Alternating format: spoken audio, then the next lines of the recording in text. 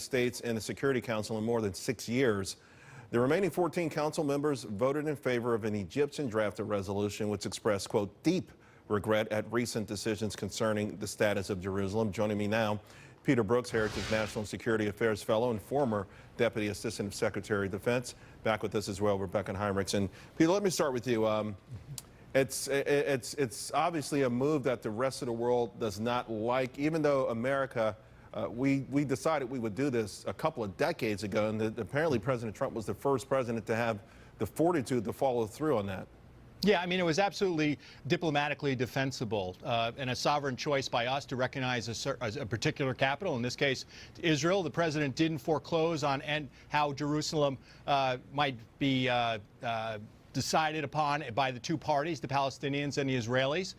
So this is absolutely diplomatically defensible, and the U.S. was right to veto this resolution at the United Nations. Of course, Rebecca, you know, we've already seen some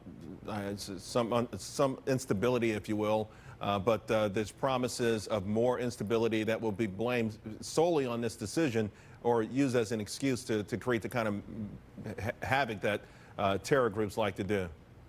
Right. You know, that's a pretext. The thing that causes so much violence against Israel is not when the President of the United States obeys the will of the people to recognize Jerusalem as the capital of Israel. It's anti-Semitism. And that anti-Semitism was there long before the President decided to do what was in the interest of the United States. And by the way, he didn't just do what the American people wanted him to do and what they wanted him to do, you know, decades ago. The American presidents that all used their waiver authority to avoid doing so.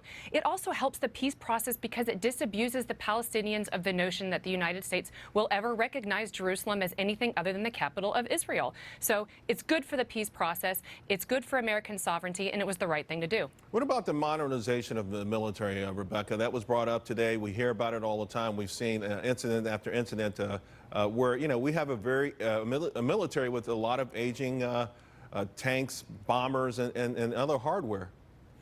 Yeah, it's an aging military, and we continue to deploy it. It's not getting an opportunity to reset at home because we're constantly engaged overseas because we have to be in many different theaters.